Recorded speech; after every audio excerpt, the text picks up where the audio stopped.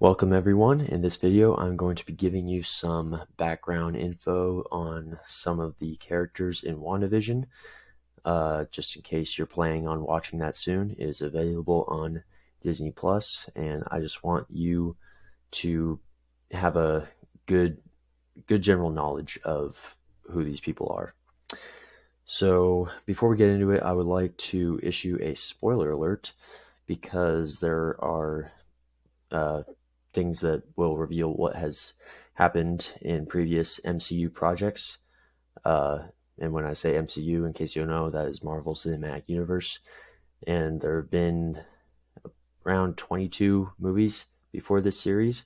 So just in case you want to go watch those first, you can. But if you are willing to just let me give you the information, I'm just putting this spoiler warning right here. So let's get right into it. We will start off with Wanda Maximoff, who is also known as Scarlet Witch, except they don't actually use that in the MCU.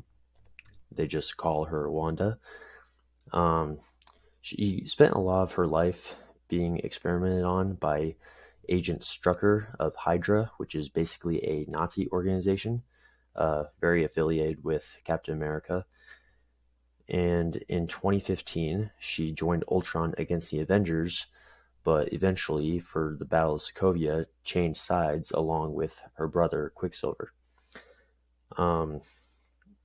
She continued to help them throughout 2016, and in that year, she was involved in an incident that was kind of the cause for, or at least contributed to the enactment of the Sokovia Accords, which kind of controls how much control they have over fighting bad guys and destroying cities, which was kind of an issue for several years. And she's also beginning to start her relationship with Vision during this time. The Sokovia Accords actually caused a divide between the Avengers, or civil war between Captain America and Iron Man, and she joined Cap's side along with Ant-Man, Falcon, Hawkeye. And as a consequence of that, she was essentially a fugitive. She basically broke the law. She ended up in the Raft prison, which is a prison in the middle of the ocean. And she was eventually set free, or no, maybe she was broken out actually. But in 2018, which was the year of the Infinity War for the Infinity Stones, one of the very last parts of this war was she had to fend off Thanos while killing Vision herself, because she had to destroy the Mind Stone before Thanos could get it. It was the last stone he needed to kill half of all life in the universe. So here she is in the MCU on the left, and on the right, she is in her, well, that's her comic book form. So moving on to Vision, he is a synthezoid, or really just a robot kind of, made of vibranium, strongest metal on Earth, and created by Tony Stark and Bruce Banner. He helped the Avengers against Ultron in the Battle of Sokovia in 2015, and in the Civil War, as mentioned before, he actually sided with Iron Man, so opposite side of Wanda. And like I said, he was in possession of the Mind Stone, which made him a target of Thanos in the Infinity War. Again, this big picture is him in the MCU, and this is his comic accurate illustration. Now, I've mentioned Thanos already, but to give you a clear idea, this is him in the MCU. His whole goal was to put all 6 Infinity Stones on the Infinity Gauntlet, which is right here, and snap his fingers, killing half of all life in the universe. Now on to Quicksilver, aka Pietro Maximoff, and I put MCU in parentheses just because there's also a Fox version of him in the X-Men movies, so just don't get them confused. He is Wanda's brother in the MCU, and just like Wanda, he helped Ultron against the Avengers in 2015, only to end up joining them for the Battle of Sokovia. And at the end of that battle, he was killed by Ultron, and on On the left, that's him in the MCU, and on the right is comic accurate illustration.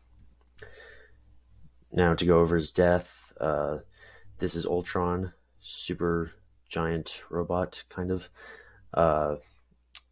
Quicksilver himself was trying to protect Hawkeye from being shot by Ultron, and he was actually shot himself.